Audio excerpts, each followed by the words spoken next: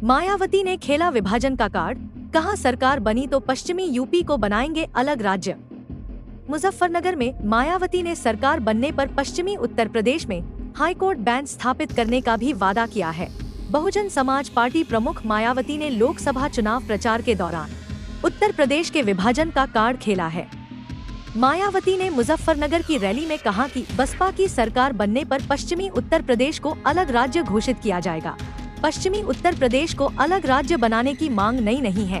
उत्तर प्रदेश को 4 राज्यों में बांटने की मांग रह कर उठती रही है और चुनावी रैली के दौरान मायावती ने इस मुद्दे को फिर से हवा दे दी है। मुजफ्फरनगर में मायावती ने पश्चिमी उत्तर प्रदेश में हाईकोर्ट बेंच स्थापित करने का भी वादा किया है।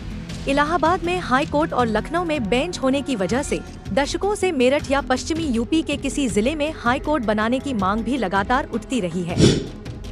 कनाडा में मारे गए भारतीय छात्र के भाई ने कहा, मैंने बात की थी तो वो बेहद खुश लग रहा था। कनाडा के वैंकूवर में मारे गए एक भारतीय छात्र के माता पिता ने अपने बेटे का शव भारत लाने के लिए प्रधानमंत्री नरेंद्र मोदी और विदेश मंत्री एस जयशंकर से मदद की गुहार लगाई है। वैंकूवर पुलिस ने अपनी वेबसाइट पर एक बयान में कहा कि पड़ोसियों द्वारा गोलियों की आवाज सुनने की सूचना के बाद 24 साल के चिराग अंतिल को एक कार में मृत पाया गया। चिराग के माता पिता हरियाणा के सोनीपत में रहते हैं। भारतीय छात्र सितंबर 2022 में वैंकूवर गया था।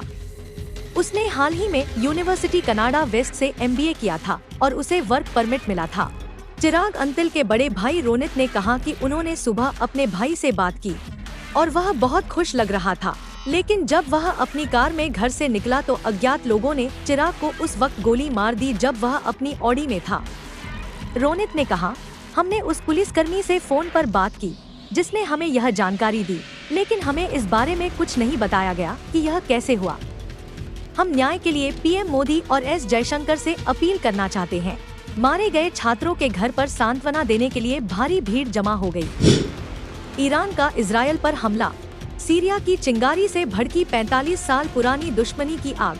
कल रात में ईरान ने इजरायल को निशाना बनाकर ड्रोन और मिसाइलों की बौछार कर दी। तेल अवीव ने कहा कि अधिकांश ड्रोन और मिसाइलों को सफलतापूर्वक रोक दिया गया। इजरायल पर ईरान के ड्रोन हमले के पीछे करीब 50 साल पुरानी प्रतिद्वंद्विता है जो 1979 की ईरानी क्रांति के बाद उभरी थी। पिछले साल इजरायल के शहरों पर हमास के हमले और तेल अवीव की ओर से भीषण जवाबी हमलों के चलते गाजा में युद्ध शुरू हो गया था।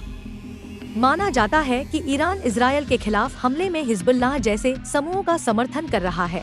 हालांकि ताज़ा ड्रोन हमले पहला उदाहरण है जब ईरान ने अपनी ही धरती से इजरायल के खिलाफ कार्रवाई की।